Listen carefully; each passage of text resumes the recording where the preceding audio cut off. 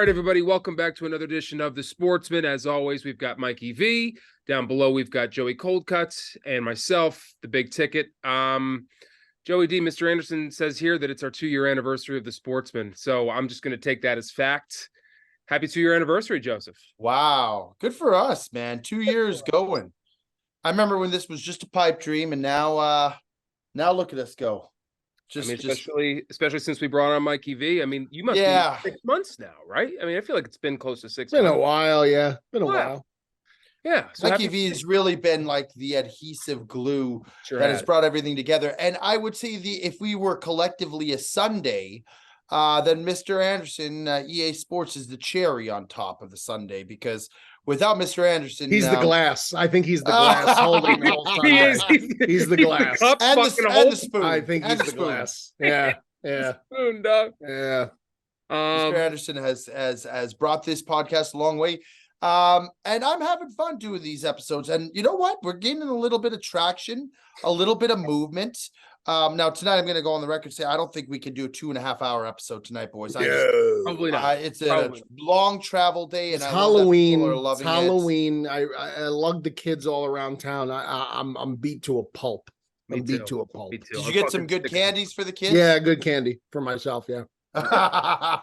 Very good. The G-Baby ones have got to go straight to your G-Baby. No, Dom's do actually. It's funny enough. Dom doesn't like sweets, but he loves the idea of trick-or-treating. Like, he loves it.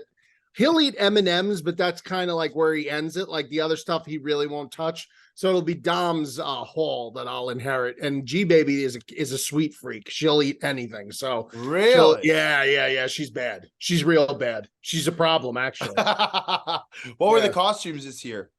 She was a pumpkin, and Dominic was a fireman. Fireman, look at him. He's a fireman. Yeah, good for Dom. Yeah. When you really think about Halloween, it's like you send the kids as foot soldiers to collect candy for you. That's mostly correct. Yeah, that's really what it ends up being. Yeah, I mean, until they hit that age where like they're gonna just eat all the candy. Yeah. And then you give them their small cut for doing the legwork. That you get a few pieces, but the rest is ours. Yeah. Yep. All right, guys. I'm sick as a dog today. I'm taking NyQuil here. I'll probably halfway through this thing, I'll probably pop some NyQuil. I'll let you boys do a lot of the legwork here today. Much like Mikey V's kids collecting the candy. But let's just start with the college football ranking that just came out. I'm sure at least one of us here is very, very happy, maybe two, for a future bet for Joey D. But Ohio State is now number 1. Mikey V, I'd be remiss if I didn't give you the floor first. What do you think? They were talking about that being the likelihood a couple nights ago when they were playing their road game at Wisconsin, after they had beaten Wisconsin. And I'm going to say this, and people aren't going to like it, and people are going to bash it, and people are going to, shit on it, especially SEC fans, because SEC fans are extremely biased towards the SEC, more so, I think, than any other fan base in the country. They're so heavily SEC biased, which and rightfully so. The SEC wins all the national championships for the most part, and really outside of the SEC, the only competitors in the playoff and winning in the playoff have been Clemson and Ohio State. That's really been the only other two teams outside of the SEC, Bama, Georgia, that have been competitive and won in the playoff. That being said, though, this year, if you simply just take a look at Michigan's schedule and you take a look at Georgia's schedule, Michigan's best wins are against UNLV at home and Rutgers at home. Those are their two signature wins. Georgia's signature win is Kentucky at home. They haven't beaten an LSU. They haven't beaten an Alabama. They haven't played a Florida. They just beat Florida. That's my apologies. They waxed Florida pretty good. They killed Kentucky too. Florida not good. Kentucky's got a couple losses, but still, if that's your marquee win, I'm sorry, at home, that is not in the stratosphere of Ohio State's resume. It's not. Ohio State went on the road and beat a Notre Dame team who I still considered one of the top teams in the country. I think Notre Dame is still one of the top teams in the country. They dismantled Pittsburgh last week. They fell against Louisville. They had a bad letdown game against Louisville on the road at Louisville. Their stretch was insane. That stretch Notre Dame went on. Ohio State at home, Duke on the road, Louisville on the road, USC. They came out of that 2-2. They could have beat Ohio State. That was an extremely close game. They waxed USC, made them look terrible. Ohio State's resume is just better. It's just better than both those teams. So I understand Georgia's fans, but the bottom line is, if a Georgia fan is being honest with themselves and anyone from the outside looking in, this Georgia team is not the Georgia team of the last 2 years. They are not to that level of elite talent that Georgia was the last 2 years, in my opinion. They're not. They're not as good as those two past Georgia teams.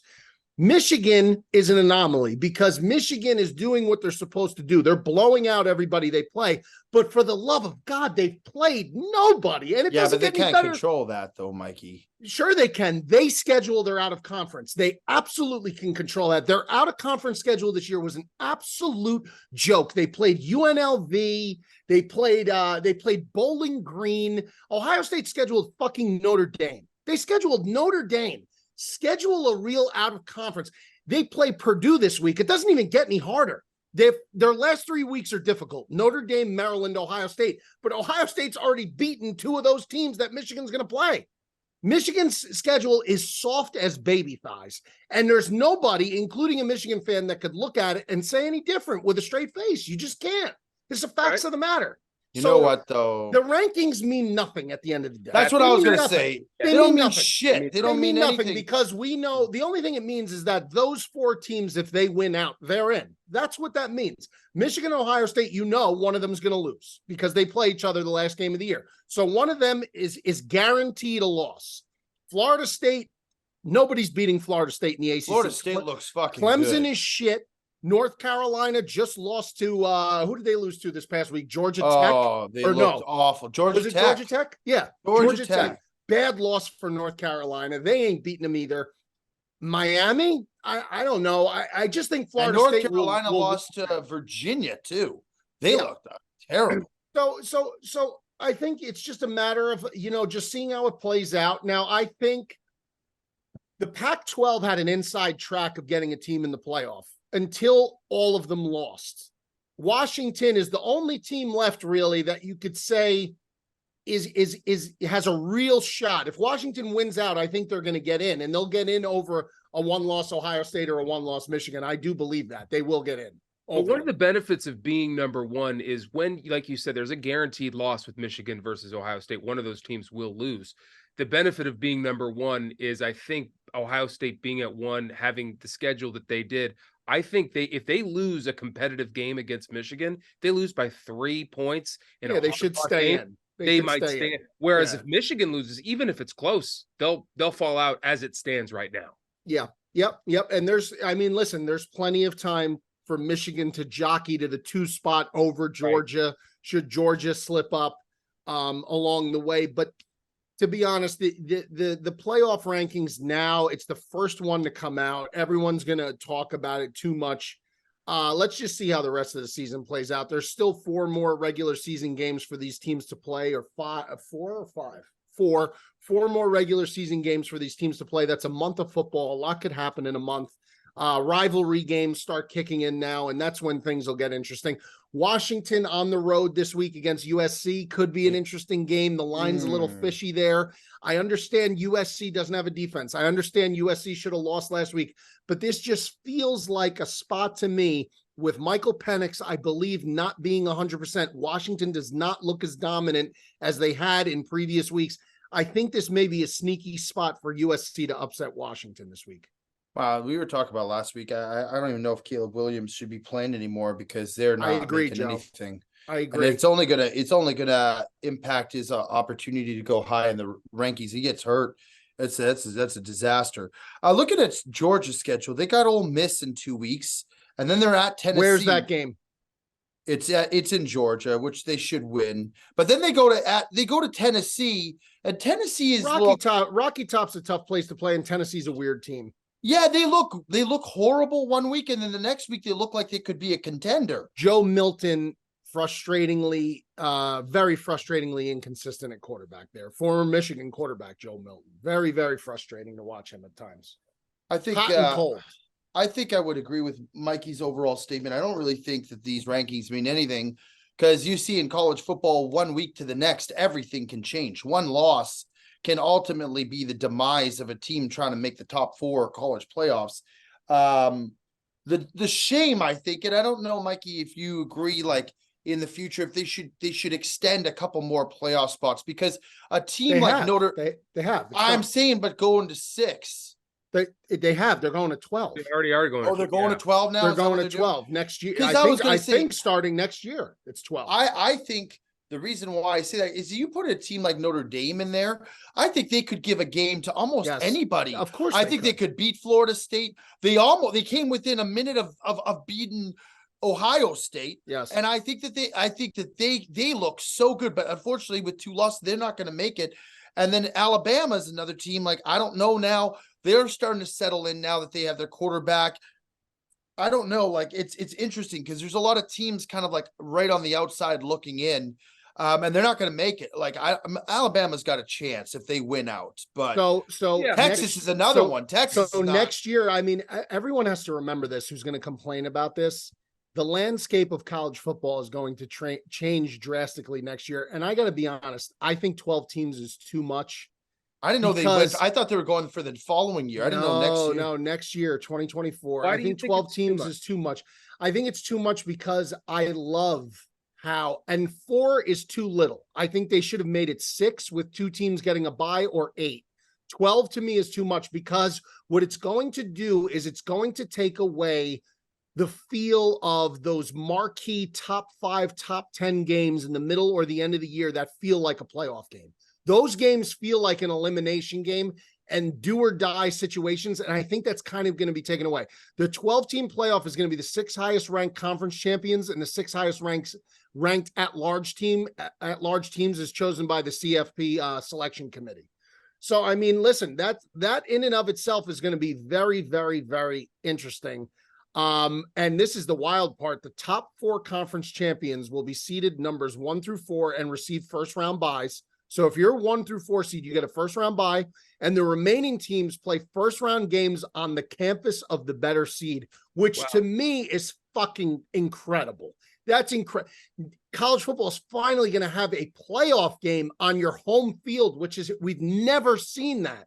Yeah. That's incredible. It's just going to be so awesome next year in that regard, but I do think it's too many teams. Is that cutting into the regular season, or are these bonus games we're getting? These are bonus games. This is bonus football. This is bonus. The regular football. Season is going. Regular season will remain as is. Yep. So we're going to have college football later into the new year than we normally. The quarterfinals are going to be New Year's Eve and New Year's Day. That's traditionally when the semifinal is, right? Right. Then the Fiesta Bowl will be at night on New Year's Eve, Peach Bowl, Rose Bowl, Sugar Bowl on New Year's Day. That's the first year. The semifinals will be the Orange Bowl and the Cotton Bowl on January 9th, which would normally be the national championship week. And then the college football championship title game isn't getting played until January 20th. That's kind of great. That's awesome. It's fucking great. It's awesome. The format and the game scheduling is awesome. Only thing I don't like is maybe it won't, but I just like when you have, like, let's say this weekend, Alabama and LSU is this weekend at Alabama. That game is a do or die game for both of those teams to have any shot. Bama's got 1 loss. LSU has 2 losses. Mm-hmm. This is the last chance and you know that going into this game. Whoever loses this game is officially out, done, no chance. So that's what makes this game like Saturday night. Like that's a playoff game. You're watching a playoff game on Saturday night. I just hope that this format doesn't take away from that, because that's what to me makes college football superior in a respect in comparison to the NFL, because every week when you get a matchup like this, it's just so do or die. It's like a playoff game. Yeah. It's just incredible. It's just incredible. But I think now you'll be getting it in this playoff. In the latter. Yeah, you're getting it on the back end. Yeah. You'll get it. Yeah. Yeah. I'm excited. I think they obviously saw how successful March Madness is, and they're trying to move towards that direction. Obviously, they'll never get there because football is a much more tiring sport. You can't play every other day. But I'm excited to at least see how it goes. I understand your concerns, but It's I think a lot of games though, I man. kinda It's a think lot. gonna It's be a a lot of lot games of fun. but now you're talking about a team's got to play in a conference championship game potentially. Yeah. Now they do get the bye. So you would think if they win the conference champion and they're Big Ten or ACC, SEC, they will get the bye. So I guess you're actually not really technically adding a game because they're not going to be playing in the quarterfinal. They'll go right to the semifinal. Yeah. So I guess in that regard, it's not an extra game. But some teams, I mean, they're going to be playing those 3 extra games. That's going to be wild. It's not a bird. It's not a plane. It's the most revolutionary ball trimmer the world has ever seen. Gentlemen, our friends over at Manscaped have been working night and day to bring you a below-the-waist grooming experience like none other with their brand new Lawnmower 5.0 Ultra. We're talking about a next-generation trimmer with interchangeable blade heads for whatever shave your mind can imagine. AI is cool, but I think this may be the most technological advancement the world has ever seen. Upgrade your grooming game to the Ultrasphere this year by going to manscaped.com for 20% off plus free shipping when you use code SportsmanPod. High tech for low places. That's Manscaped. Guys, take a look at this puppy. This is one of the more beautiful pieces of machinery you could ever imagine. This is the gold standard of groin grooming. And guys, we know how nerve-wracking it can be when you're in the shower and you got to take care of business, make yourself presentable for the evening. You cut in the wrong spot, it's all over. With the Lawnmower 5.0 Ultra, those worries go out the window. Let me tell you right now, get your hands on one of these. Get 20% off plus free shipping with the code SportsmanPod at manscaped.com. Again, that's 20% off and free shipping with the code SportsmanPod at manscaped.com. I can promise you've never seen a ball trimmer look like a spaceship. Get yours today from our folks at Manscaped. Yeah. I know we want to get into NFL, but there's a few things maybe we'll cut short some of the NFL stuff because there's a few things I do definitely want to get into. I want to touch on the World Series, guys. We haven't really talked much baseball since the Phillies. I don't even think we talked when the team of destiny. We kind of steered away from it. So let's talk a little bit about the NLCS, the ALCS, and how the World Series is going so far. Joe, I know you've been watching it all pretty closely. Why don't we start with you? Anywhere you want to start in there? I remember when we were talking about actually the last time it seemed like we were talking about baseball and here we were talking about how great the Phillies were and how exciting they were. And I not to pump my tires because I'm not a baseball guy, but I was watching the Texas Rangers very closely and I said, this is a team, they're winning on the road and they're doing it very impressively. They're scoring a lot of runs. I said, this is a team, the Astros are tough to beat every year. I said, this is a team to watch out for if they could make it. I think this might be the team that could do it all. They're 8-0 on the road. I think that is 9-0 now. Astounding. They were 8-0 going into last night. This team has mental resolve like I've never seen. The fact that they won that first game against the Diamondbacks, who have a really solid bullpen, and they were down 2 runs. Corey Seager looks rejuvenated, man. He looks he looks like he did with the Dodgers. And then Garcia, I don't know if he's playing tonight. Garcia is absurd. I don't know if he's playing tonight because I know he hurt his back. But my God, dude, this team is stacked.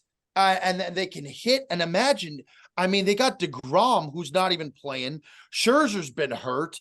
This is a team that if they could kind of keep some things together, they could put, I think they're going to win the World Series as is, but they could be a team to reckon with for a little while. Garcia's out for the rest of the World Series.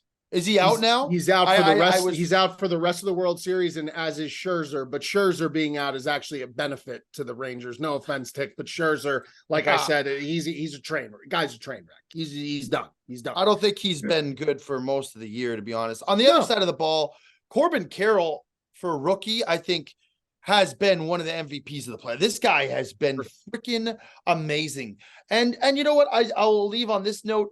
Whatever happens, Major League Baseball in the playoffs is so enjoyable to watch. Every game, every out, every strike means so much. And you're seeing it. Teams that you did not expect to be there, like the Diamondbacks, were a wild card team, and they're in the World Series.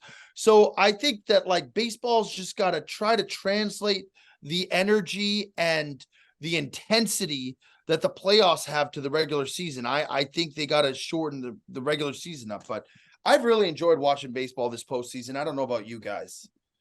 No, I mean, I definitely did. And I thought it was great. But honestly, once the Phillies got knocked out, my interest level, I got to be honest, plummeted. It plummeted without the Phillies there. I have no interest in watching the Diamondbacks. It's no offense to any of the players on the Diamondbacks.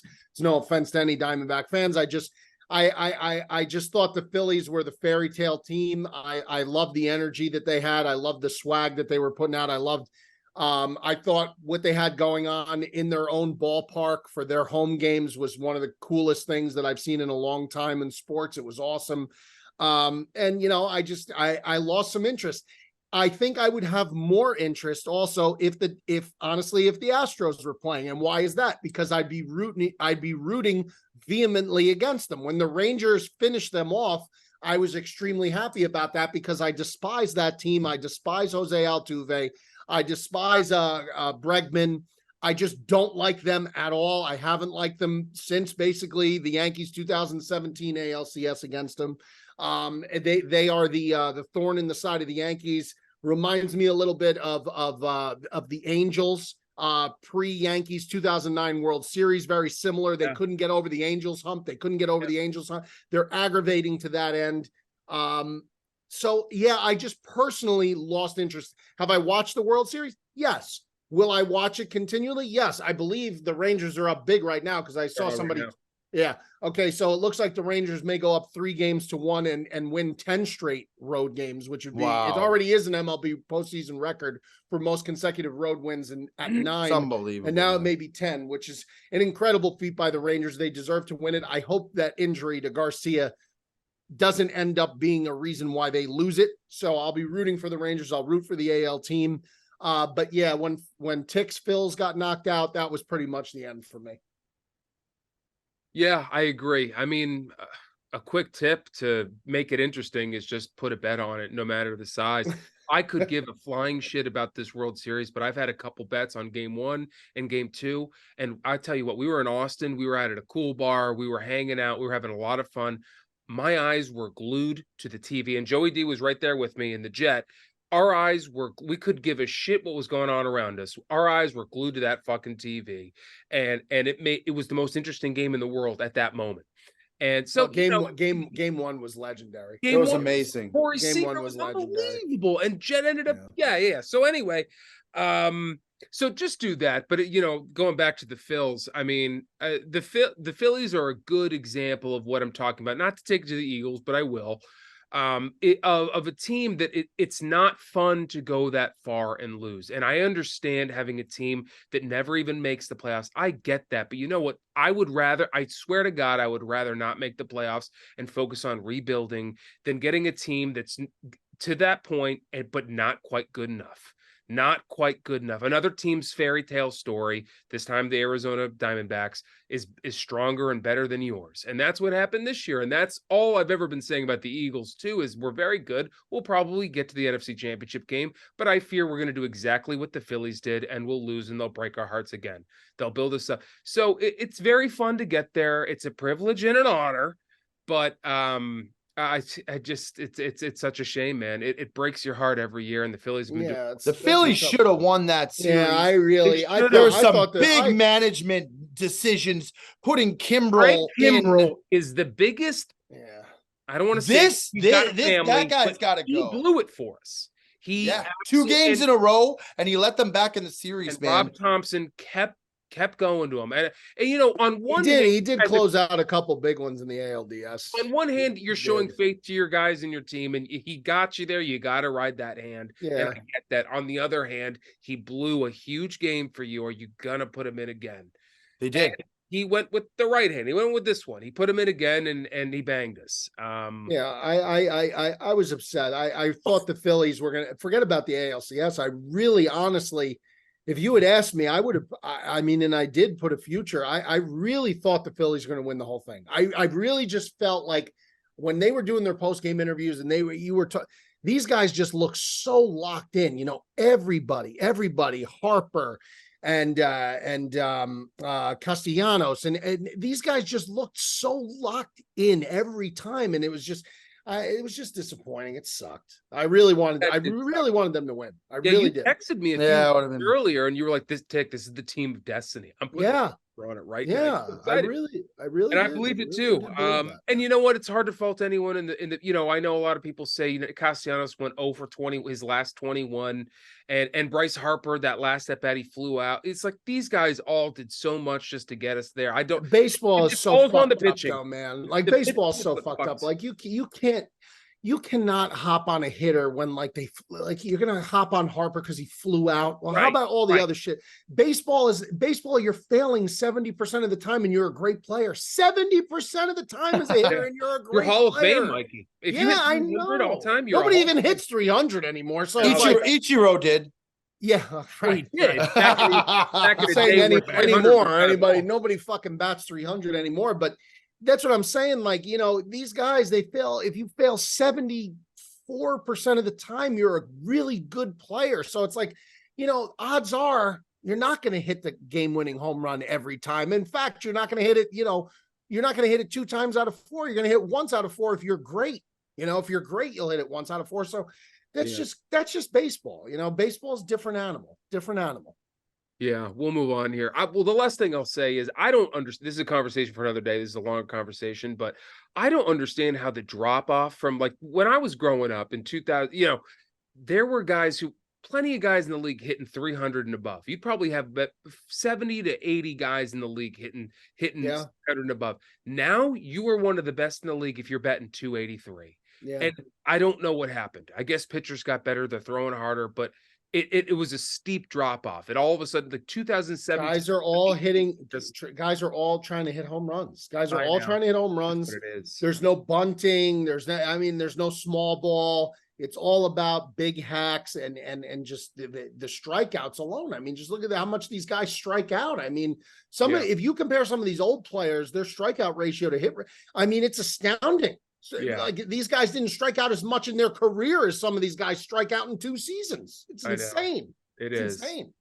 All right, well, let's move on. I mean, there's been big news in basketball. James Harden got traded to the Clippers, but I say we just move past that. I think we just jump into NFL, unless you guys are dying to talk about it. Joey, you dying to talk? No, but I do think quickly before we jump into the NFL, there's a couple of big trades today. Notably, Chase Young going to the Niners. I mean, you want to talk about maybe the scariest defensive line now with Bosa and Young. I mean, it's going to be 2019 Ohio State Buckeyes. Oh my God, man. United and it feels so good. Dude, crazy. Also, Dobbs went to the Vikings. I don't think that's going to change much. Who? Dobbs. Dobbs went to the Vikings. I really don't think that changes much. Montez Sweat to the Bears. Yeah, I was gonna say you got, but plus the Packers got rid of pretty much our only healthy good corner right now, and Rasul Douglas. Yeah, this team is. I'm telling you right now, this team is literally they're mailing it in. That's it. The season is over, man. They look like one of the worst teams, like by far in the NFL right now, and sad to see, but. You must be excited about getting a top-tier player like Montez Sweat for what, a second-round pick, was it? Yeah, second-round pick. A lot of blowback from a lot of Bears fans who are total idiots, just putting it kindly. Chicago's fan base is impossible to please. If there's anybody that bitches about the team more than me, I mean, I'd like to meet him. I call it exactly as I see it. Nobody rips that team and organization more than I do on a regular basis, but here's the deal. If you watched Sunday Night Football, and we'll go into Bears-Chargers, let's just take care of that. If you watched Bears-Chargers on Sunday night, Justin Herbert could have made chicken cordon bleu in the pocket. Yeah, that's how much time the Bears pass rush was giving him. Everyone and their mother on Twitter, every Bears pundit, every Bears fan bitching about how there was no pressure on the quarterback. What does Ryan Poles do before the deadline? He trades away a second-round pick. Granted, the man still has 2 first-round picks available at his disposal. That's the current number 2 and number 3 overall pick in the draft. He trades a second-round pick for the highest-rated defensive end against the run in the league, and a defensive end that just turned 27, 35 and a half career sacks, who's one of only 5 edge rushers that have recorded at least 5 sacks since they were drafted every single season. He's a dominant player, Montez Sweat. He's instantly going to upgrade the trenches. Every Bears fan that has a brain recognizes that the trenches are where the Bears' core problems start and finish. He just did something to vastly improve one side. You can't do it all in one shot. What do you think a player like that is going to cost? People saying, well, he's in a contract year. Why would you ever do that? You're not in win now mode. Here's what I'll say. If the Bears don't extend him in the very near future and make him a 4 or 5 year player on the team and do a deal like that in the very near future, then this was a very stupid move. They have to extend him and they got to pay him. They have the money to pay him. That's got to get done quickly. If they don't do that, it's a failure. If they do that, it's a home run, because you're not guaranteed in the second round to get a pass rusher like Montez Sweat. You're not. You had talked about grow on trees. You had talked about, I think it was the last episode or 2 episodes. You said, I want to win in the trenches. You talked about it. Yes. You said that you wanted to get offensive and defensive. I want to be like the Eagles and the 49ers. I want to be built from the front back. I want a ferocious D-line and a ferocious O-line. That's what I want. That's how you win. That's the formula for success in the NFL. You see what happens when quarterbacks, who are the best quarterbacks on the planet, when their line doesn't block, it doesn't fucking matter. Patrick Mahomes, Super Bowl against Tampa Bay. It didn't matter because both his starting tackles were out of that game and there was nothing he could do. Patrick Mahomes against Denver. Guys couldn't block. There was nothing he could do. Aaron Rodgers only played 1 series, but in the preseason and the plays preceding the play when he blew out his Achilles, nothing he could do with the Jets at the time because their O-line was so banged up. That's what happens. This is the NFL. You have to block. I don't care how good of a quarterback you are. And vice versa. If you don't get pressure on the opposing team's passer, they will pick you apart because they're an NFL quarterback. It starts up front. Build it. Dump all the assets in there. The rest is window dressing. You could get the rest of the shit when you're built up front. So I don't mind it at all. At all. All right. Well, Mikey doesn't mind it at all. All right. Well, yeah. I mean, you kind of touched on the Chargers Bears already. That was a travesty. I'm not even sure I was going to go there, but I'm glad you touched on it. No, it's fine. I mean, it was expected. Yeah. Let's move on to a shocking game. We were all suspicious of the line, and Vegas was right. The Denver Broncos took care of the Kansas City Chiefs, man. And we had a party bet going, and we just kept waiting and waiting and waiting for the Chiefs to make their move. We thought they'd come back at the very least. Maybe they wouldn't cover, but they'd still win the game like they normally do. But the Broncos just locked them down, man. They made them look silly. Mikey V, what did you see there, huh? Took the under in that game, gave out the under as one of my plays. I really thought the under would be good, but I honestly thought it would have been topsy-turvy. I thought that it would have been similar score line, but the Chiefs with the 1 score and the Broncos with the other. The Broncos completely flipped the script on the Chiefs. The Broncos played good defense. The Broncos made plays when they had to make plays.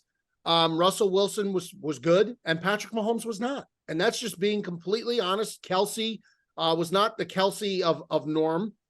He was at a World Series game 2 days before, which, I mean, Shannon Sharp blew him up on ESPN First Take or whatever show the fuck he's on, FS1, whatever he's on. He blew him up for that and said, there's no way you should be there 2 days before a game. I don't know. I'm not going to buy into all that, but it just looked like one team was really prepared and the other team kind of just thought they were going to walk in there and just get an easy W. And Mile High, Denver, Colorado, it's just never an easy place to win. As Joe's Packers, experienced the week before, it's not a guaranteed win against them in Mile High. It's just not. It's a tough place to play to begin with. It's a divisional rival. Secondly, and then it's just one of those things. Maybe Denver has some good players on that team. Cortland Sutton's a really good player. Jerry Jeudy, if his head's screwed on straight, is a really good player. Javonte Williams, a good player. Pat Surtain is one of the best corners in football. So, it's not like they don't have talent. Russell Wilson is a Super Bowl winning quarterback. I understand how washed he's looked of late. I've been a critic of his. But the bottom line is these are some of the top players at their positions. And in any given Sunday, if they're going to show up and you're not, and you're going to be unprepared, this is what's going to happen. By the way, Kansas City, these receivers, the case of the dropsies again, guys dropping the ball all over the place. And Patrick Mahomes has to be very frustrated because for the first time in his career, it really looks like he's got guys who really aren't built to support the kind of talent that he has. I think their running backs are better. I just think that their pass catchers just aren't good. They're just not good. Other than Kelsey, they're not good. Two things I would take away from this game. The first thing is the time of possession. Denver dominated the time of possession. They had the running game going. They played their game, and they made Kansas City play their game. And then the other thing I would say on the other side of the ball is Mahomes didn't have a second to throw the ball. He was getting blitzed. He was getting bombarded. It caused multiple turnovers. And Denver, for as hard as we've been on them, it's weird because Sean Payton, maybe he's starting to get through to these guys. Maybe it took some time. You look at Russell Wilson, and we've trashed him. He's got 100 QB rating on the year. He's looking half decent. Whoa, do we have a cameo appearance tonight? Oh, Mr. Perez. Wow, look at the Miami Vice look too. Look fresh.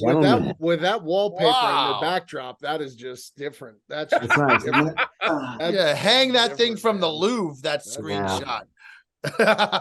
Welcome aboard, Perez. It's been a while. Yeah, I laid down there for a second. That was a big minute, Perez. Are you here to talk Bills, or are you here to stick around for the whole thing? Yeah, no, I mean, I can hang out for a little bit. I mean, I could think of some other weeks I'd rather talk about the Buffalo Bills than this week, but here we are. They still won. They won. Yeah. We were just finishing up on the Kansas City Chiefs and the Broncos, and we'll go to the Bills next. But Joey, your finishing thoughts there on the Chiefs and the Broncos? I just think, listen, Kansas City is still this is where Mikey was right with the NFL and the college comparison is you could drop a game like this in the NFL and the Chiefs are still going to be fine. Exactly. In college football, you'll lose a game like that. All of a sudden your whole season's done. So, listen, it was definitely a letdown game for the Chiefs, but I think the Broncos, man, they're trending upwards. And if Sean Payton could get this team playing like that, and if they could get Javonte Williams running the ball, it opens up space for Russell, and he actually looked pretty competent last game. They could start winning some games, dude. They could be a playoff team if they can figure it out, but big letdown by the Chiefs, man. I mean, that's an understatement. It sure was. Perez, anything to say about Mahomes, or you wanted to go right on to the Bills? He banged him. Yeah, he did bang me, but to be fair, as you guys well know, I was upstairs taking a nap during the afternoon slate. So for me to add any sort of commentary on the late slate of games would be one man just sitting lying to you on the internet, and I simply won't do that. Judging by the noise that was coming in my interrupted naps, Joe also got banged by Mahomes. I actually didn't have that game, shockingly enough. I think Jet had it big. Fooled me. Jet had that game big. Jet did. Maybe it was Jet. It was Jet screaming. The Chiefs are just such a dangerous team to take with big spreads because they just never cover them. They just never do. Vegas is laughing because the game before they covered against the Chargers, and they probably shouldn't. So everybody and their mother who probably said the same thing as we did, Mikey, we're like, well, we can't go against them. They just covered last week, and they got banged. It's not even a big spread, right? So it's the same shit that Vegas does every week. It says it just dares you. It's just like the obvious play. Anything that's like obvious, of course. The Chiefs are going to beat the Broncos by a touchdown or more. Like, of course that's going to happen. On what planet do they not win this game by 3 scores? And that's the planet we live on, and Vegas keeps adding additions to their casinos. Yes. Yep. On the back of my dollar. All right. Well, now that we've nailed Vegas to the wall, we figured that all out. Let's move on to that Thursday night game. Let's go to Bucks, Bills. Bucks made it interesting at the end for no other reason than to ruin the spread. But bang my pick of the week. Yeah, they did. But the Bills came out on top. Josh Allen, is he back? We'll leave that up to Mr. Perez. Perez, what'd you see there? Yeah, it's just not between this week and last week. And really the last few weeks, it's just not it. This is what I've come to get used to with the Bills kind of in the mid-early season. They look really good. Got a lot of hype in the beginning of the year. The offense is dialing, the defense is always there. And then there just seems to be this sort of, hiccup in the middle of the season where you lose a game like last week to the Patriots, and then really just far too close of a game to a team like the Bucs, when you're supposed to be one of the best teams in the NFL and certainly the AFC. So it's some wins are more exciting than others, and some of them, I guess that's a good place to be as a fan base, right? Where you're kind of critiquing wins. For a long time with this team, I'd be happy with anything. It's certainly not. It's not one of those weeks you come out with a W and feel like you're headed in the right direction. But what do I know? People want to know what you know, Perez. Yeah, That's what I know. That's all I know, and I might not even know that. Mike, you want to take it from there? What do you think? Yeah, I mean, listen, Jaguars, Giants, Patriots, Bucks. This is just a Bills team to me that they're good, but they're not killers yet. Like, Josh is not in kill mode yet. And that's what I think Buffalo fans, and Perez can attest to it more than anyone in here. I think that's what Buffalo fans are expecting and waiting for. Like, when is it going to be that game, like, where they play a good team or middle of the road to good team in the NFL? Because there's really not too many great teams, but a good team in the NFL, and he dials in the kill shot and just beats them up and does all those, the touchdown passes to Diggs, and they run a couple in with Josh, and then they hit Kincaid or Knox for a touchdown over the middle, and they cooked early. They were cooking. They did that to Miami. They did games like Miami where you're like, there we go. Yep. And Miami, well, that was going to be my next point. No matter what, if you're a Bills fan, you still have to feel very good, because that division is the Bills for the taking, because the Jets are still going to be wildly inconsistent because of the quarterback play. The Dolphins don't play any semblance of defense that's recognizable on this planet. So they have the advantage there. And then the Patriot game is an outlier. Divisional games on the road, as Kansas City learned this week, that could just happen. That could just fucking happen. No matter how good you are, no matter how bad the other team may be, how bad down they may be, in divisional games in the NFL on the road, that can just happen. So I think Bills fans could take solace in that and not be too concerned. But I think it's just a matter of waiting for Josh to go into kill mode and just start really putting teams away. I think that's what the Bills got to do. Fourth quarter, 5 minutes in, kill shot, put the team away, and just have that fourth quarter where there's, no worries whatsoever. I think it'll come. I just think they're still working through some things. And I think Perez is right. I think, they hit that kind of like toward mid-season lull. That's all. And I'm not concerned about it. I think they'll improve. They just got Leonard Fournette. Speaking of a free agent signing, maybe they're intending to run the ball a little bit more, play off Lenny. We all know how he is late in the season, typically a good player. So it'll be interesting moving forward, but rest your hat on the defense, and hoping that Josh will get the kill shots in pretty soon. And I think he will. I think he will. Beautiful. Perez, you want to stick around? You stick around with us? Want to have some fun? Yeah. I mean, if you'll have me, I'll hang out. Oh, you're always welcome. We'll have you every week if you want. So you can imagine I've got nothing going on. Beautiful. That's what we love to hear. Moving on. We're going to move on to the Vikings-Packers game. Probably not for what you think, not necessarily to go over the Packers, but more because Kirk Cousins got injured this week and they bring in Josh Dobbs. Is that going to make the Vikings better? Are they worse for not having Kirk Cousins? I'm not the guy to tell you, but Joey D certainly is. Joey D, what do you think? What do you make of the Vikings right now after beating your Packers? The Vikings have quietly won 4 straight games. I mean, it's like you had to expect that they were going to make a play to get a quarterback in. Unfortunately for them, there just really isn't a huge depth of talent available right now. And I think with Dobbs, they got a guy that they can temporarily fill the void, but you still got Justin Jefferson out. There's still some question marks on the defensive side of the ball. Listen, my Packers stink. There's no question about it at this point. They're not a good team. They're not a first half team. They don't play a full 4 quarters of football. And towards the end, they actually look like they might come back, as they always do, and play in the fourth quarter. But I don't think the Vikings, with Kirk Cousins going down now, I really don't know if they have what it takes to make the playoffs.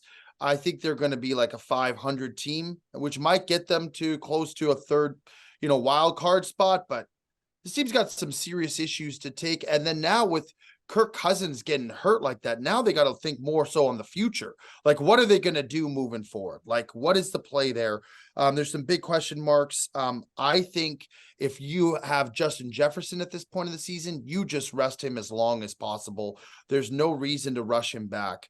That's my opinion. I don't know what you guys think, but I don't have high hopes for the Vikings for the rest of the year. I mean, listen, they're a decent team, but Cousins going down, I think that just kind of ends the season for them. Mikey? Yeah, the Vikings, I'm upset. I had them as my future play to win the NFC North this year, and I thought they were about to start to go on the run and the roll I was expecting them to, before Cousins went down, obviously. Now that Cousins is down, Dobbs is not going to replace Cousins. Cousins was on a tear. He was quietly one of the better quarterbacks in the league. He was playing incredible football at a very high level. He shoved the primetime Kirk label up everyone's ass on the Monday night game against San Francisco. Against all odds, I certainly didn't think that was going to happen. Jordan Addison had his opportunity with Jefferson out to showcase his skill set as a number one, and he blossomed into what appears to be just as comparable of a number one wide receiver as any in the league, beneath the top tier guys. It's a shame. It's a shame. Minnesota, I thought, was going to really make a run at Detroit. I do. In Detroit, Detroit got waxed by Baltimore. They kind of looked okay against the Raiders last night, but they also kind of didn't finish drives off at all, and they gave the Raiders a lot of chances they shouldn't have. So, I really thought this was a spot for the Vikings to kind of make a move for this division, but now this is a devastating situation for Minnesota. Devastating. There is no coming back from this without Kirk. Dobbs is a nice player. He's not Kirk Cousins. Kirk Cousins is a different level of quarterback than Josh Dobbs. So yeah, I unfortunately, I do think it's over for Minnesota as well this year. I do. All right. Well, let's move on to one more recap of the week, and then we'll move into next week. I know we're not going to do 2 hours like we've been doing. So let's just go over one more game. I'm interested in getting Perez's take on the Eagles overall, but certainly coming off the Commanders game where it was close the whole goddamn game, man. And they ended up winning by a touchdown. But Perez, they pushed. They did push. They pushed. But Perez, what do you make of the Eagles, and what do you make of that game? Yeah, I mean, I think you take it. You may have said this a few weeks ago on this here podcast that you were not feeling too comfortable as an Eagles fan at the moment with a lot of wins under your belt, because I'm going to give you the credit. I think you might have seen a little bit of this coming. They're not. I think it's a little bit of the same thing Mikey alludes to with the Bills, as far as not kind of being in that momentum that we've seen at the end of at least last season or the last couple of years. I mean, the Commanders are not a good team. I think the Commanders know they're not a good team. That's why they gave up a boatload of their players today. So to play a team like that, to get down early like that, it's just they're not. I don't know what it is. I don't know if it's just not firing all cylinders, maybe going through the motions a little bit. I mean, this is a team that has Super Bowl plans, aspirations, Super Bowl or bust, or at least getting to the Super Bowl, playing for the Super Bowl is what the Eagles are coming into this season and looking like for the beginning of the season. And it's just, I mean, it's a long season. The NFL's, it's a long thing, and it's hard to be the best team in the league and on the field for 17 weeks or whatever it is, and then getting into the playoffs and keeping that going. So, I think it's normal. I think when you have these games that you're not playing your best, but you still get a win, you still push on a spread, that's a sign of a team that's still not playing their best, but getting the job done. So I think they have so much talent on both sides of the ball that it's just a matter of time before they kind of get back into that rhythm. AJ Brown looks like one of the best players in the league right now, He man. sure does. What a steal. And what are the is. Titans He is. doing, man? The Titans just getting rid of I mean, it's just they He gifted would have him. rotted away in Tennessee, man. They going from Tannehill to Malik to, they don't even like, he would just be there pass blocking like he'd been doing for years. And he shouldn't, he's exactly where he should be. No doubt about it. Yeah. You happy, Tick? Am I happy? Yeah. I'm happy at the record. I'm not happy. I think Perez said it exactly right. I don't think they've reached into that killer mode yet. But what concerns me is Sam Howell's numbers in this game. Sam Howell, I mean, I forget what his final stat line, 4 touchdowns. I think he only threw like 10 incompletions and he threw the ball almost 50 times. Sam Howell had a devastating game. I mean, he was not good. He was great. He was great on Sunday, which concerns me a little bit with the Eagles' back end of that defense. And I know, Ticket, we've been talking about that secondary since the season started, and that's kind of where the concerns lie with that defense. I don't know what it is, because to me, they should be getting a lot more pressure on the quarterback and not, I mean, especially the Commanders had the worst pass protection offensive line giving up sacks in the league. sure do. And with Jalen Carter and the guys that they have in up the middle there, including their pass rushers, I just would have thought that this would have been a game where really they would have made Howell look bad. And he looked so good that's the concerning part for me. But again, I'll say that the Eagles to me right now, as of today, they're the best team in the NFL still. In my opinion, I think they are the best team in the NFL as of today. I think they're favored against any team they play. If you have to put a line on it, I think they're the favorite at a neutral field against any team in the NFL today.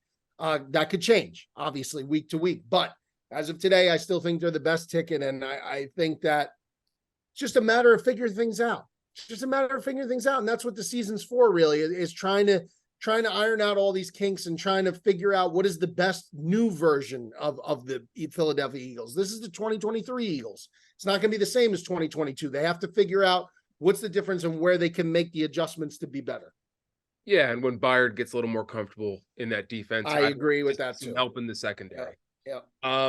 Yeah, I'm going to leave it with the boys here. I don't have much to say about them. Let's move on to the next week. I know we're sort of short on time, so we won't go through every single game. If I miss one, you guys let me know, but I'll pick and choose some of the better looking games that I see. We'll start with the Thursday night game. Titans are heading to Pittsburgh. Pittsburgh's favored at home by 2.5 points. Mikey, what do you like there? All right, so this is a weird game. This is a weird spread. I would not take this. I don't believe I would stick to trying to find something other than the spread here. Pittsburgh is not good. Pittsburgh is wildly inconsistent. They are saying that Pickett's going to play. Not sure it matters. Not sure it matters if Pickett plays. Here's the thing. Levis, coming off the performance that he had, I think that's going to be so overhyped. I could see Levis throwing up a total fucking clunker on Thursday night. I could just see him going out there and just looking like what people thought he was going to look like Sunday, before he went nuclear with DeAndre Hopkins. Pittsburgh at home, short week, that defense, that crowd against a rookie quarterback, that concerns me if I'm a Titans fan. It just does. So I'll take Pittsburgh against all, better judgment because we have to for the show, but give me Pittsburgh minus the 2.5 at home, short week. I'll go chalk there just because I just expect Levis to have a comeback down to earth week this week. Joey D? I think Pittsburgh at home on a primetime game.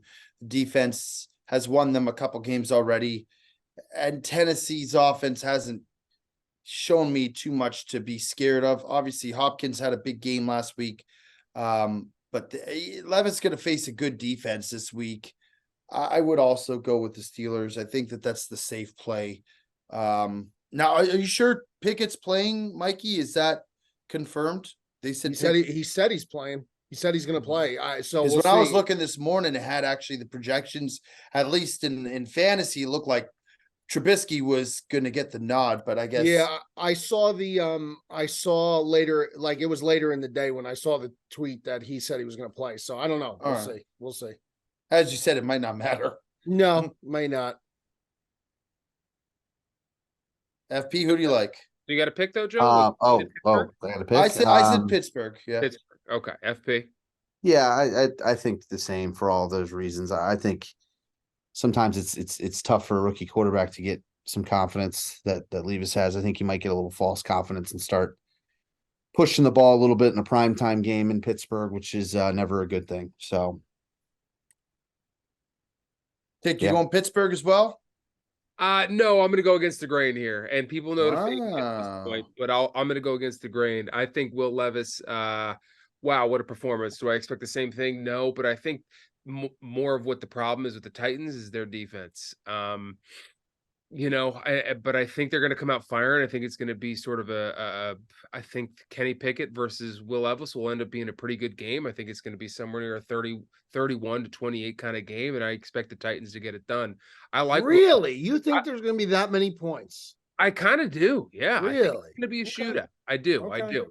I think that's going to be an under. What's the number right now? It's 30. It's 36 and a half. I was going to say it's got to be Oh. so. Do you low. like Yeah, the it's gotta under be with 36 and a half? No, because that's just so low that I wouldn't No. fuck with it. But I do like not a lot of points to be scored. I'm not saying to go under that because that's like a really low. That's number. limbo low. Sure. Yeah. But I mean, if that was anywhere near like 41, 42, I'd say yeah, I'd take that. Yeah.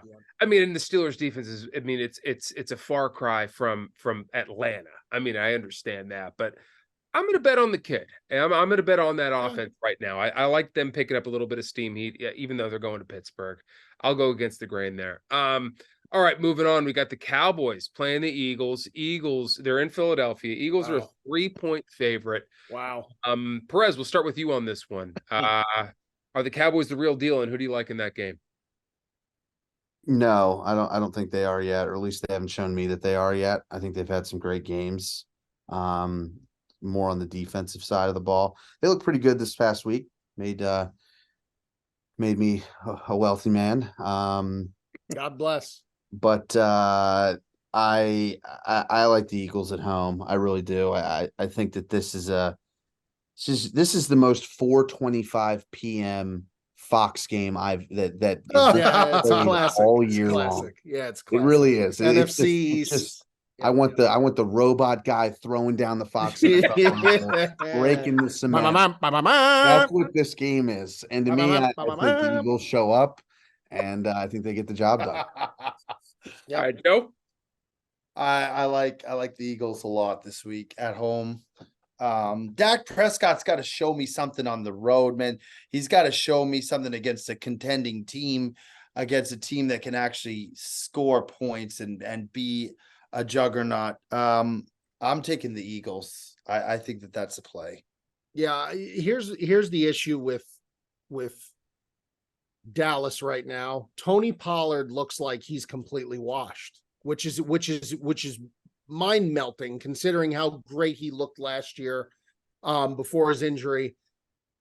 You can't run the ball anyway against Philly. Nobody does. You can't do it. For that reason, the pressure that's going to be on Dak, again, a big pressure spot kind of a game. Much like Perez says, I just think that Dallas has to prove it to me first, that they could win a game against a good team on the road. I loved Dallas last week by almost a touchdown against the Rams because I think so lowly of the Rams. And I've been saying that all year, and people will argue with me, I just think the Rams suck. I think they suck.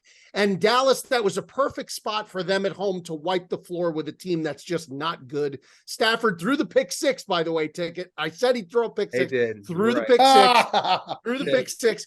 I like Philly this week because of the fact that Dallas won't be able to run the ball, and because I want them to prove it to me first. I need to see them before I'm going to pick them against a team like Philly on the road. Yeah.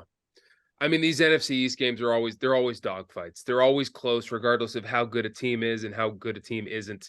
I expect this to be a close game. If it was any more than 3, I would consider taking the Cowboys. I do think it's going to be within a touchdown. I think it's going to be a very tight game. It'll probably be a push. It might be a push. But I'm going to roll with the Eagles, especially at home. But yeah, it's going to be a dogfight, man. I wouldn't be shocked if the Cowboys pulled up an upset, man. We've seen both these Commanders games. I mean, they're not a good team, and they took them to the wire. So, moving on, we've got the Dolphins heading to Kansas City, going to Arrowhead. Kansas City is a 2.5-point favorite. Another great game. Let's start with you. That game's in Germany, isn't it? It's in Frankfurt. That game is in Frankfurt. Yep. Mercedes. That's the best game that the overseas fan base ever seen from the NFL. I think it's the first time they've ever played in Germany too.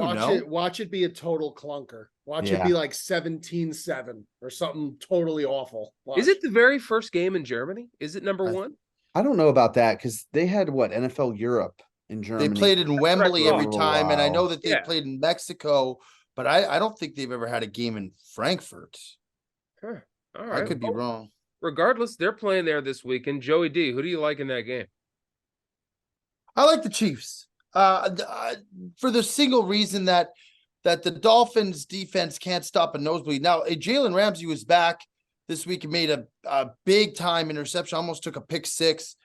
But Mahomes is the kind of guy where if they have a clunker week, it's so rare that he comes back and has back-to-back bad games. He had the flu also, by the way.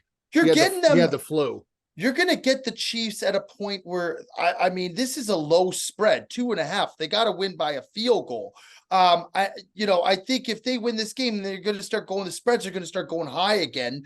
I think if you could get the Chiefs at a low spread like this, a field goal game, I'd like them to come back. I think Kelsey will be back and have a big game. I think Mahomes will really push the envelope.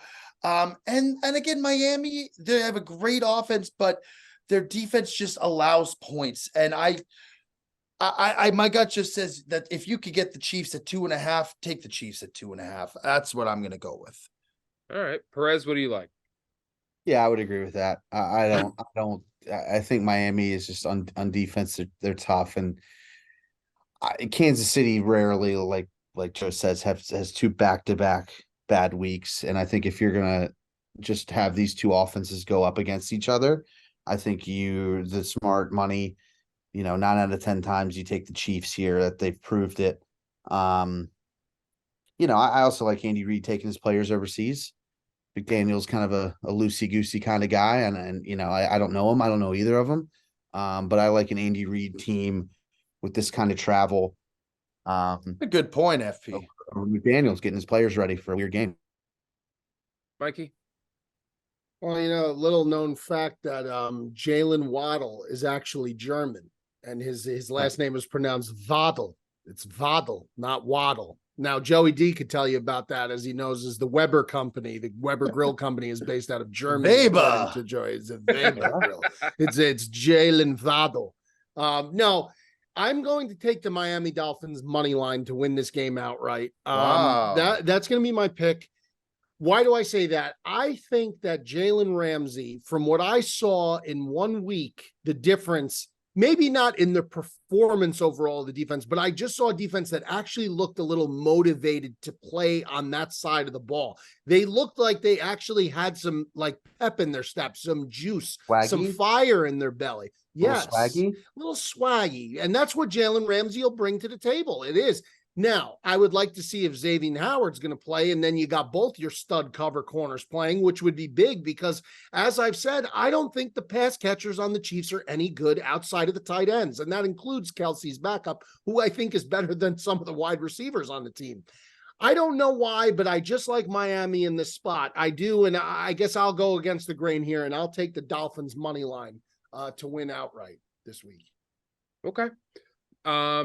Man, regardless of the flu, Patrick Mahomes when he played that game against the Jets, he was just lobbing up some lackadaisical throws, and he just didn't look like him. And he did it again this past weekend. And I'm starting to wonder if something's up with him, if his heart, I don't know what's going on with him, but he's making throws that are not to his character. He doesn't look right. I mean, I guess to bring Taylor back Swift likely not going to be there. yeah, Thank God. but it's not even on Travis Kelce or Taylor Swift. It's on Patrick Mahomes. He's throwing some weird passes this year, and then it gives you glimpses of the old Patrick Mahomes that you're like, oh fuck, is he back? So I'm very weary of them, but I think FP makes a really good point. I like Andy Reid to bring. I love that point. Yeah, I do love that point because McDaniels is clownish with shit. Correct. Like that. I like do, McDaniels, to be so honest. do I. So I like him a lot. You make a very good point. You're getting these guys who are fucking, half of them are insane, these guys that play in the NFL. And you're going to put them out in Germany. God knows what could Tyreek Hill get into in Germany, 2 nights before this game. God only knows, and McDaniels is probably going to encourage it. So I do love that point. That was a great point by FP. There you go. Your point was validated by Mikey V. How do you feel about that, Fat Perez? I'm just saying I thought it was a great point. I really did think it was. No, I do too. And that's what's going to lead me. Everything in my fibers telling me that something ain't right with them. Take the Dolphins. But for that point, I think I'm going to take the Chiefs. That's all I'm trying to say. I'm taking a ride with me, dog. All right. Oh, I wouldn't be surprised, Mikey. All right, moving on. We're going to Seahawks playing in Baltimore. Baltimore is a 5.5 That's another good game. This is another good game. 5.5 favored for the Ravens, Seahawks, Ravens in Baltimore. Mikey V, who do you like there? Man, that just feels like too many points for a Baltimore team that just has been so wildly. Yes, they mopped the Lions. They did mop the Lions up. But the Lions, since David Montgomery went down, offensive line's a little dinged up. Jared Goff making some weird throws a little bit. That's too many points. I think that's too many points. Seattle's been playing some very good ball. Seattle just got Leonard Williams from the Giants. It's going to only improve them on the defensive side of the ball. I like the Seattle. Jackson Smith and Jigba last couple weeks, big time clutch touchdowns. Give me Seattle getting 5.5. I think that's too much lumber. I really do. If this number was 3.5, 3, I'd go. But 5.5, that's a lot of lumber. Give me the Hawks. Hawks are a good team right now. They are. Joey D? I like Kenneth Walker a lot, and I think there's good pieces on the offense of the Seattle, but Geno Smith sucks. He just I can't get on, and I have him in fantasy in my other league as my QB2, and every week it's like, this is the week Geno Smith goes off, and every week he just makes bad decisions and bad plays. He threw an interception in the end zone last week. I was like, what is he doing? 5.5 is a lot of points. I agree with you, Mikey, but I just think fundamentally the Ravens are a much better team, and Lamar is starting to put it together. I'm gonna take the Ravens with the points. Again, this is probably a game I would steer clear of. I don't think I would touch this game, but for the sake of us picking, I will go with the Ravens at 5.5. FP? Yeah, I agree with that. I think, I don't know, Baltimore's kind of unpredictable which team's going to show up. I mean, that game against the Lions was shocking, probably both for the Lions' performance, but also for how the Ravens kind of ran up the score there. I think that we would have said that the Lions at that point were a better team than the Seahawks, right? So I'm gonna go with the Ravens here at home, and for no other reason than because they're at home. That's what I'm gonna go with. What's the number in that game, Tick? That one's 43. Yeah, see, that's right. I think this is going to be a little bit of a lower scoring game, so that's right. That's right on the money. I hate Vegas so much. I really Getting cold. I really do. I hate Vegas because that's right where it needs to be. That's really annoying. Hey man, really annoying. Huge but I tell you why, the Seahawks may be my play of the week. That's how much I like them. Wow. Yeah, it may be. I got to hear the rest, but I was close. Considering that myself, Mike, because I'm right. Really? Okay. The Seahawks. I was considering making that my play of the week, which means you shouldn't, because all I do is so you shouldn't. But I'm riding with you on the Seahawks. Give me the 5.5 points. I just think it's too many, and I think people are overreacting after the Lions game. But moving on, We have the Colts heading to Carolina. I know it's a weak game, but Bryce Young getting that first win against CJ Stroud. I'm interested in watching the Panthers play. Indianapolis is a 2.5-point favorite in Carolina. FP, who do you like there?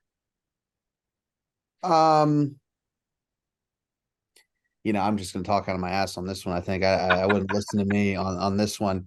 I think I'll give Bryce Young a little momentum coming out of that game. I think that meant more than just getting his first win. I think that was a draft sort of stacking type of play, proving himself as the pick that he was. Anytime the Colts leave the dome and they're not like a very good team, I just don't. I don't trust them, especially out of the division. So yeah, I'll take Carolina. Take Carolina in the points. Wow. Why the hell not? All right, Mikey, who do you like in that game? Yeah, Carolina home dog again, back-to-back weeks. Certainly it was a good spot for them against the Texans, it looked like. Very weird the way that game went down. Colts, I don't know. Well, Jonathan Taylor certainly looks like he's getting it going a little bit. Obviously I'm rooting for Carolina to lose out, for the Bears to get that first round pick as high as possible. So I'm going to be rooting vehemently against Carolina. But yeah, as a home dog back-to-back weeks, it's tough to go against them after the win against the Texans, against a Colts team that I don't think is really anything special. So yeah, I guess I'll go with Carolina. Plus getting points at home as a dog. I'll roll with that. Joey D? I love the Colts here. I think that Carolina is just a shitty team. And at the end of the day, like Perez touched on it, that last game meant a lot. Going up, everybody, obviously Bryce Young, number 1 pick overall coming out of the draft. Everybody's just been talking about CJ Stroud, how great Stroud's been the better player. 100%. But I'm saying, if you don't think that had some extra little oomph in Bryce Young's, playbook when he's looking at that game coming into that, I think that win meant a lot to him. Obviously, it's his first win in the NFL, and it comes against a guy who, he was going toe to toe with coming out of, college, as potentially being the number 1 pick overall. The Colts, I think their running game is really, really good. I wish they would give the ball more to Taylor. They're really kind of going running back by committee with Zach Moss. And I think if they rode Taylor more, I think he's significantly a better back. That being said, Moss looks really good too. I think if they can if they can lean on the running game, I think they can dominate possession.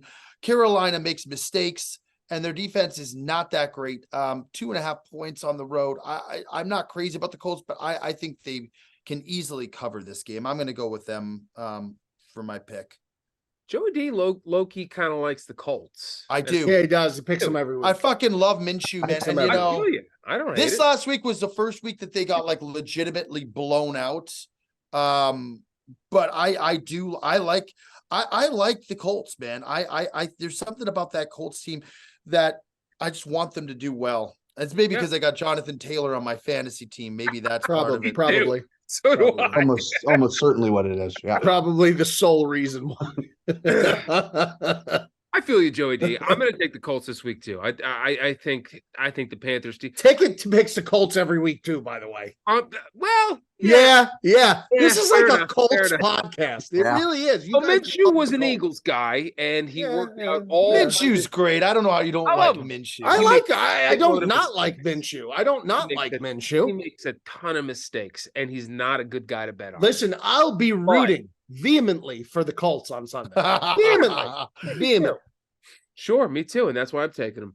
All right, and let's move on to the Sunday night game. Going back to FP's Bills, the Bills are in Cincinnati. Cincinnati is a 2.5-point favorite. Wow, that's another great game. This week is good. This week's on paper. There's a lot of good games this week. A lot of great games. This is a great game. FP, what do you like there? Wow. Yeah, this is tough. The Bengals, I feel like finally maybe are getting a little bit of momentum. And as we talked about before, I don't see the killer. The Bills just are kind of in that middle of the season thing. they're going to have to right the ship. And this is exactly the kind of game where they would come in and do that and change the whole narrative and the whole power rankings of these talking heads going into the week. I feel like I've seen this before, and I think this is a big spot for Josh Allen. He loves primetime games. He loves Sunday night games. This is a big AFC matchup. There's probably going to be a little bit of emotion, I would think. Definitely. Just what happened. Damar Hamlin anniversary. What happened. I think as a Bills fan, I have to like the Bills here. As a dog, I think I like him to win this game. I think I like a money line. I think this is the bounce back game. Even with the Bengals having some momentum, I have to feel that way. That's fair. I understand that. Yeah, the Bengals, as good as they've looked in the turnaround here in the short term, and what they did to San Fran's on a slide right now. So I don't know how much stock I hold in that, but Burrow certainly looked a lot more accurate. I'm hoping that this is a good game between two great NFL quarterbacks, two of the best. And I think FP's right that Allen certainly takes spots like this very, very personally, it feels like. And against Burrow, who is the highest paid player in the league, I think that this is a spot where Allen's going to look to be that killer. Certainly should be that spot. Cincy's defense does not scare me. But Buffalo can play defense. So I think for that reason, I agree with FP that this is probably the bounce back spot for the Bills. This is probably the spot where people are going to fuck around and say Cincinnati has turned it around and Burrow. And while I think that's true, while I think Burrow has overcome the calf, and I think that's pretty much behind him now, and he's going to move forward and do extremely well. I still think that Buffalo has more defense in them to overcome this game and win this game, combined with the fact that Josh is going to play a little bit extra oomph. So I'll take the Bills, and I'll take a money line as well to win outright 2.5. I don't need the 2.5. If I'm going to take them, I'll take a money line. Joey? This is my game of the week, I think. Wow. Now it's Bills. It's between this game and it's between this game and it's between the Giants, which, by the way, that line is so absurd that the Raiders are favored in that game against the Giants. It's beyond me. I mean, they're starting Tommy DeVito at quarterback. Yeah, dude. Why is it so crazy? Well, Daniel Jones might be back. Well, it's questionable. All right, I'm taking this. That line will move. So I'm taking this as my game of the week. Okay. And much to my chagrin, I am taking the Cincinnati Bengals to cover. Chagrin. I am taking the Cincinnati. Listen, I hope this is the one week I hope that I am wrong with the game of the week. I hope. Oh, you're taking the Bengals? I am taking the Bengals. Okay. I really hope I'm wrong. Wow. What I did not see this coming. What I saw last week from Joe Burrow, this young man is back. I don't know what maybe I'm reactionary. I called early on. I said the Bengals are beating San Francisco straight out. I had the Bengals with the points. Yes. They look fucking awesome. And Joe Mixon is starting to get it going. And I know that San Francisco's on a slide, but that defense is still pretty good. At home, big night, prime time. Give me the Bengals. Was it 2.5 or is it 3? 2.5. Yeah, I think they win by more than 3. I am really high on the Bengals, and I might look like an idiot after this podcast, but yeah, I would say the Bengals are going to win by like 4. I love how when Joe gives his insight, sometimes he just turns into like Pat Summerall and he just talks like a 90-year-old man. He's this young man is all the way back, folks. He looked phenomenal, and they're giving him time in the pocket. He did. I already gave my take on it, but he did. I hope I'm wrong. And I will be rooting for the Bills. That's your game of the week, man. I like the balls on you, kid. I like that. I think this is the exact opposite. I think this is when Josh goes into killer mode. I think this is when Josh locks in. I think all of the remaining golf that was left in him, play all of the major courses. I think this is where he really straps in, and we get to know the Josh that we've known of old. I like the Bills on the road here. I think they win by a touchdown. I think the Bills come in and absolutely prove to the whole league this exactly who they are. And moving on to our Monday night game, we have the Chargers at MetLife playing the Jets. The Chargers, are they back? Are they not? They are a 3-point favorite against the Jets. Mikey, who do you like there? Yeah, the Jets are just, it's so hard to take the Jets because Zach Wilson is just, he makes some throws and he's got some balls. Sometimes you see him make some throws and you're like, wow, like but for the most part, it's just very painful to watch the Jets operate offensively. On the flip side, it's very pleasing to watch the Chargers operate offensively when Herbert's got it going. Here's the thing. Herbert's not going to have the time in the pocket he had on Sunday night against Chicago. It's not even going to be close. The Jets are going to be on his ass. And you know what? The Jets are just a frisky team this year. They're very frisky. That's the best word I could use to describe the Jets this year. They're frisky. Since Rodgers has gone down, what's the number, Tick? 3. The number on this game is 41.5. No. I'm sorry. The spread. I'm sorry. The spread is 3. The spread is 3, Chargers given. That's right. Yeah, that line sucks. There's no question that line sucks dick. I would recommend that you buy a hook and take the Jets at plus 3.5 points. That would be my play in this game. We can't do that because we don't do buying points here. You can do it. You could fuck it. Do it. If that's okay, then we can do it. I mean, it is our show, Tick. So you know what? You're right. You're right. Give me the Jets buying half a point to make sure that hook is there for a little security. And I think the frisky Jets will make Herbert's night a little bit tough. Because I don't think they're going to be able to stay balanced like they were against the Bears, where they were working them with Eckler and then there was no pressure on Herbert. The Jets defense is just better than that. And I think the Jets are going to come in high off that win against the Giants.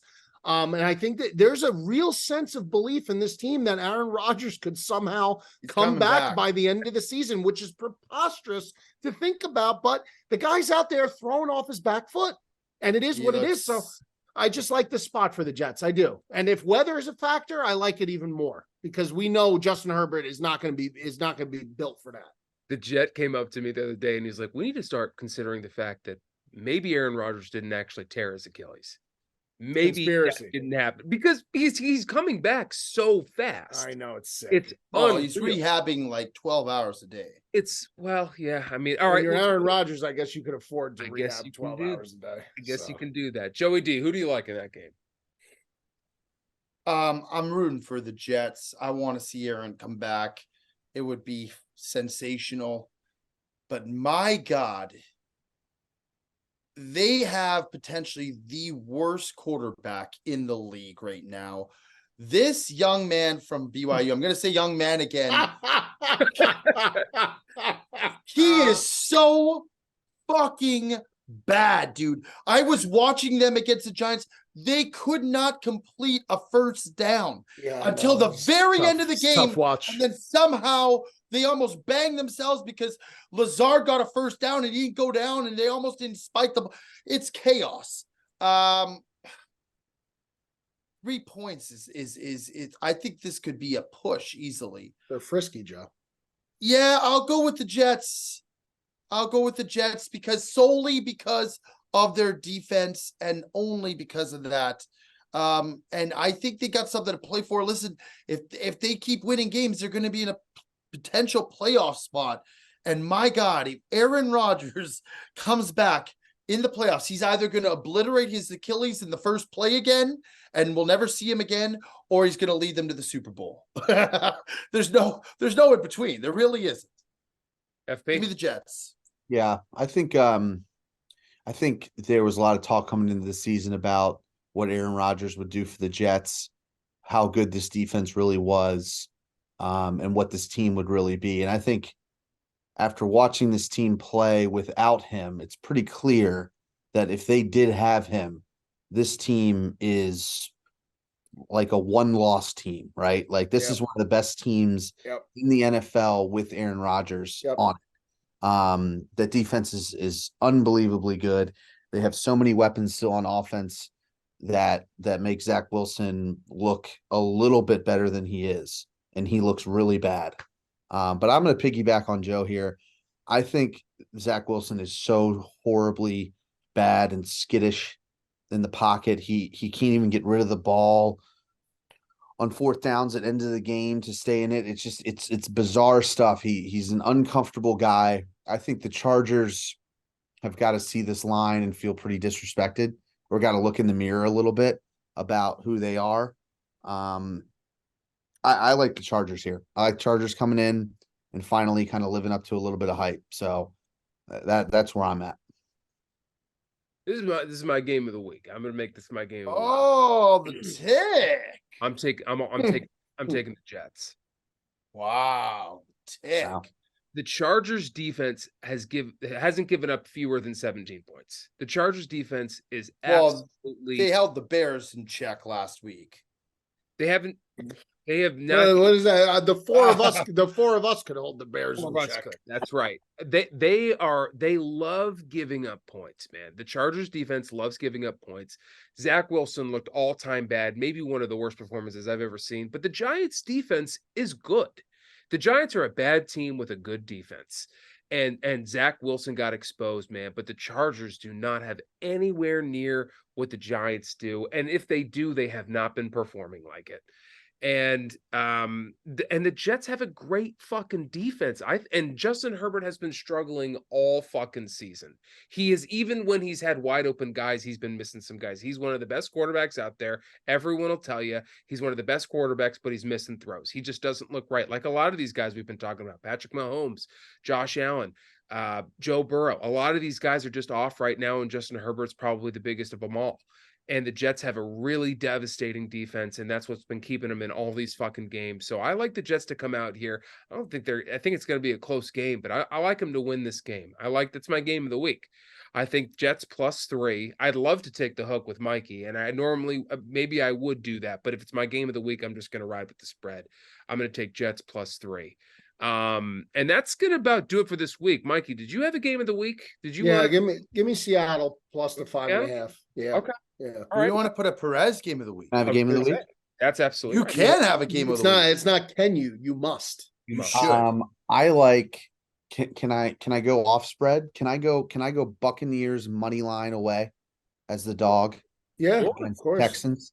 Yeah, I like Bucks on the road against the Texans money line. I don't need the points. Going with friend of the pod, Baker Mayfield. Friend of the pod. Going with Baker on this one. Wow. And Mr. Anderson, we got to add Perez to the game of the week then so we can keep tabs. That's correct. Of course. And you're getting plus money with Perez's Bucks pick too. I mean, that's a dog money line pick. That's right, man. You're getting points there, but he says fuck the points. He wants the money. Points. Don't need them. And now let's go into the viewer questions of the week. Thank you for your questions. As always, like, comment, subscribe, fire your questions into the Instagram. Mr. A will send them our way and we will read them on the show. First question of the week. Ryan Samuelson, not sports related, but interesting. He asks, any amusing fender bender or car crash stories? What a bizarre question. But it could be interesting. Mikey? Yeah, I was on the Garden State Parkway one time in New Jersey, and this group of gentlemen in front of me who appeared to be, of foreign descent, were driving a pickup truck illegally loaded to the top brim, not regulation, DOT regulation by any means, and an armchair flew off the back and actually flew and hit the hood of my car and sliced the hood of my car open. The leg of the chair must have met the hood perfectly, so the legs, like that little piece of metal on the bottom of the leg to glide it on the floor, must have hit the hood, sliced it open like a tuna can. Luckily, when it hit the hood, it rolled over the top of my windshield, didn't crack the windshield. It kind of broke the impact, I guess. That's wild. That was like one of those, that was like a final destination moment. And I was young too. I was only like 20 years old or 19 years old. So like they pulled over, I pulled over. They tried to tell me they had a garage in like Queens or something where I could like go and get it. They'll take care of it. I was like, that. Yeah, I was like, I'm going to be dialing the state police. And, I'm not trying to be a dick either, but it just seemed like I was never going to get fair compensation for that incident. So that would be my story. Yeah. All right. I have one. It's not a good one. It's a bit embarrassing. I had just gotten my learner's permit. So it was like, or my new driver. So I just gotten my license, and I think it was like the second or third time I had ever driven. My mom asked me to go to the store to pick up some bread or some groceries that she needed. And I was at the IGA supermarket, like 3 blocks away from the house, or 4 blocks away. And in the parking lot, it's a tight parking lot. I just rolled on into reverse and just smashed into somebody's fucking parked car. And I had to call my dad, who was so pissed, and he had to come down because I didn't even know what to do. Like I had just got, so they're like, oh, you have insurance, and I was freaking out and all nervous and shit. That was a tough moment for me. And I got one other story too, and this is probably the worst. And my friends, by the way, people would think that this is not true, that it didn't happen. It did.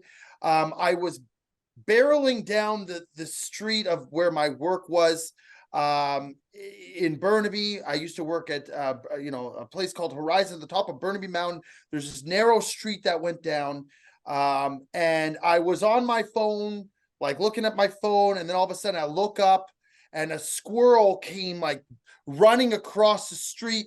And I don't know why I tried to avoid the squirrel and completely barreled off the side of the road and smashed into a sign. And it totaled the my no-no's truck that he had given me. Rest in peace. The car was in absolute shambles. I had to get rid of the truck, and my dad again had to come up, and he was like, "What the hell are you doing?" Yeah, it was. Did it was you a tough you moment. told him about the squirrel? Yeah, nobody believed me about the squirrel. Everybody thought it was bullshit. They were. Tell you what. I don't know if I 100% believe. I don't know if I believe the squirrel. I don't believe it at all. Don't swear for squirrels, dude. Everybody knows that. There's a billion of them. They were just like, you're on your phone, you weren't paying attention, you fucked up. And I was on my phone. I'm not going to deny that.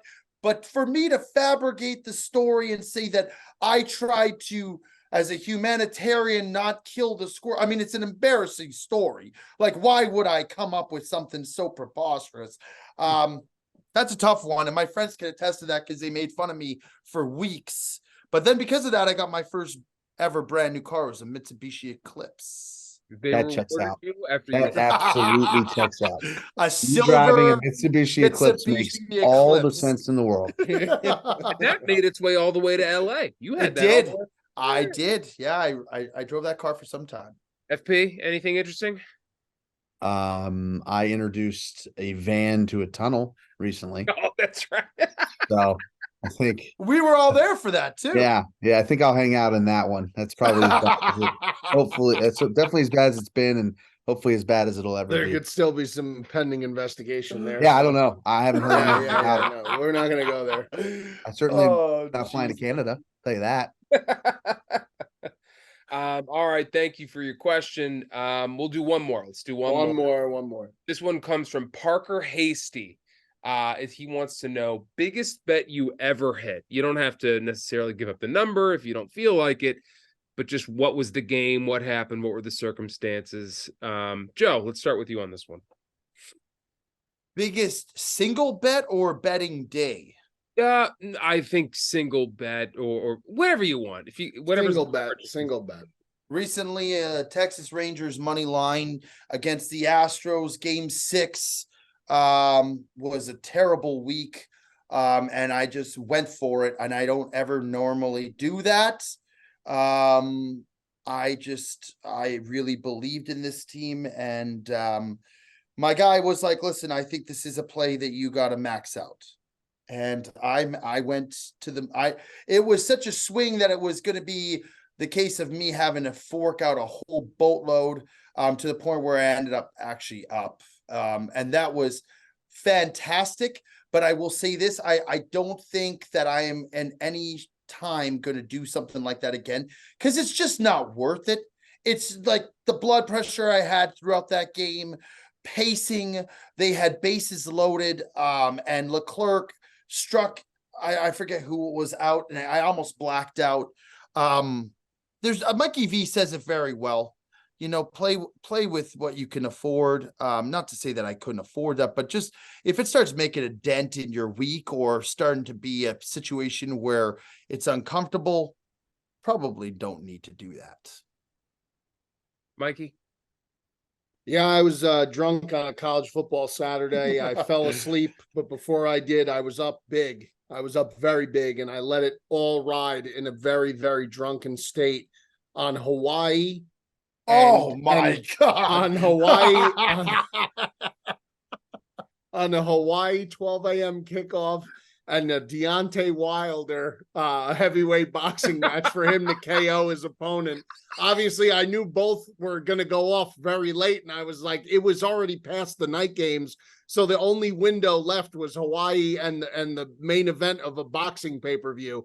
I fell asleep. I did not watch either of these events, but I did wake up a wealthy man that morning because the parlay did come through and in. That was a great wake up. That was a great wake up. That was a great wake up. To not watch a second. I wanted, I had every intention to watch, every intention. Hawaii just didn't work. Wild play. Hawaii back in the day used to be one of the best things to bet in the world. I mean, in the world. They're the most gambled team in sports. Are you serious? Yeah, the 12 a.m. kickoff. Yeah, man. it's the last slate. All you got left. And you know, there's only gambling like that on college is like it's certain level of degeneracy. So you know when like all the chips are down, there's only one team left. That's it. Well, especially back in the day with what's lines. his name? Yes, they do. Yes, they do. Who was that guy quarterback who was so Timmy Chang. Colt yeah. Brennan. No, the guy who passed away. Colt Brennan. Colt Brennan. Yes, that was a lot. I was a big Timmy Chang guy too. Yeah, him too. These guys used to pass for like 8,000 yards. Yeah, exactly. It was a lot of fun to watch. It's a great quarterback name, by the way, Colt Brennan. Colt Brennan. I won a lot of money. I used to bet a lot of European soccer, Champions League specifically. I love that. So I would get together with some boys and I'd put out a lot of different parlays, a lot of like intertwining plays, a lot of connecting plays, and I hit I think it was a 6-game parlay. Oh, in like I love that. I don't know. It was probably 2018, 2019, something like that, Champions League. That had a nice payout. That's beautiful. Betting soccer is fucking, you want to talk about an adrenaline rush? Betting soccer is fucking fun, man. It really is. It really is. When a goal gets scored in soccer, the reaction. Oh, yeah. When you're a Liverpool fan like Perez, you'll never walk alone. Yes. Yeah, I mean the lines are so crazy because the tie comes into play, right? You got 3 bets. Tie, yeah. Correct. So you can get on a favorite, you can get plus money on a favorite, or you often do. Yes. So if you line up 6 plus money favorites and they all do their job early on in group play, you get to the end of group play, points come to involve. We don't need a win. You got to really balance that stuff. Yeah. But early on in group play, when these big boys are still trying to get their points in, you can make some money. Wow. betting tip with Perez there. I like that. Perez has been a great addition to this week's episode. He really has. Yes, he has. Take it. Tell me yours. A true sportsman. Well, I mean, I don't have necessarily I can't even think of what it might be, but there is one more question that I want to get to, and I'll answer it myself. It's from Bass Week. Who is the hottest bettor between the three of you right now? Head on over to the Only Subs with Mikey. This guy, hottest bettor alive. Give him some love. He just can't miss right now. I mean, I make money with him every week. You're stupid not to if you're paying that $2.99 a month. It's cheaper than a cup of coffee. He'll tell you. Go ahead and get on that. Mikey V, you want to plug that real quick? Because you're hot, man. No, I mean, just venture over, join the brotherhood. I mean, we're having a great time. Monday night was like Mardi Gras in that group chat. It was fucking wild. Joseph? I'm going to start asking for some kind of like compensation, because every time I don't jump on board, Mikey V goes nuclear. Like, and then as soon as I start dabbling, we start missing some Here's what games. you have to do. You have to jump on board, but you have to not text the group and say, I'm a rider today. I'm trying to support you. No, I know that, but support in do it in silence, because I silence. do believe you're there. I do believe, like with Perez, I'll check in after the weekend and I'll be like, did you ride? And he'll be like, I sure did. I did. Yeah, well, I'll just send all Perez is the caps. greatest rider of that's all true. time. That's true. I just That's go true. sub. That's true. That's true. After the dubs. He knows. He knows what I'm not texting during the game or winning. I don't. I let it all go. We've done that. Like, listen, if That's I like the funnest when Mikey V and I text back and forth. Yeah, but we need to do that with non-sub picks, because I do agree, Joe. I feel like for whatever reason it is, any of the picks that I put out whenever you do come on and then we're texting about them, we do have a rough luck on that. I miss the digest days when me and Bob would ride like the Buffalo and like these wild games, and we were hidden and it was back and forth like shenanigans. And now like I don't touch a lot of the subs games because I feel like I'm poisoned. I feel like when I jump on board, it's like I don't know. It's sad. That's a scary reality to live in right there. That's terrifying. Yeah, that's not true, Joe. That's a lot of my reality is terrifying, Perez. Well, I wouldn't want to than that. There's also no better than rider than Perez. If you just be like, I think I'm going to go on USC plus 13.5. He's like, I'll get in on that. You're going, He's I do. The ultimate rider. I never question why the play is being made. I just question what it is, who said it, because I want to ride, but I also want to I'll ride everyone's bets, but I need to like manage whose bet it was, because then I'll like turn and be like, Jet the Chiefs, and he's like, I had Eagles, and I'm like, oh fuck, that was Bob's Chiefs play, because I want to, I want to get in the mix. I like getting up in. I like rolling around in the mix a little bit. I don't. Nothing better. I'm not going to do the research, right? Like I'm just not going to do it. You're not going to put in. Not going to put in the man hours for the. Perez is one of the. You're not going to put liquid paper on a B. See if look, I'm not going to crunch the numbers. I'm not going to look at the metrics. I'm not. I'm simply going to ask my friend what do you. Hey, what are you guys talking about? Well, I think we're going to get on the Jets second half game. Let me know if you do. Let me know the line. I'm in on that. Yeah, that's it. That's the ultimate guy, man. That's an athlete, not a mathlete that you're looking at down there. Yeah. And if he somehow does have a different bet than you, and he's winning and you're losing, he'll act like we're all losing. He won't be the guy being like, actually, I got a bet over there. That's gambling etiquette 101, though. I mean, that is gambling. There are commandments to sports gambling. That is one of them. You just shut the fuck up. There's some guys who could never do that. Dickie Gas could never do that. No, Dickie Gas. No. Oh, God forbid you're going against Dickie Gas. He'll let you know that every he will. Score, yes, he every completion. That's correct. I'm sure. Oh my Lord. That's correct. Another example was Kentucky. What was it? Kentucky, Tennessee. Was that this weekend? Kentucky banged us. Kentucky money line or something like that. I had gotten it, or -4 or something. I had gotten it live where Kentucky was like plus 10.5. But obviously, I'm still rooting for you guys, because if you guys hit, then I certainly hit. And when you guys are stressing plays, like, oh shit, he missed the field goal. There's no way we're going to be able to cover. I'm not going to be the guy from over here being like, but I got 10.5. So like, like, why would I do that? Right. That's ridiculous. That's exactly right. All right, gentlemen. Well, this was another good week. Again, thank you, Perez, for coming on board. It's always better when you're here. It's a lot of fun. We all love you. As always, we got Mikey V. We got Joey D. You got myself, the big ticket. Like, comment, subscribe on the YouTube and the Instagram. Fire your questions in. Mr. A will field those and throw them on over to us, and we will answer them at the end of each episode. We appreciate y'all. That's another edition of The Sportsman, and we will see you next week.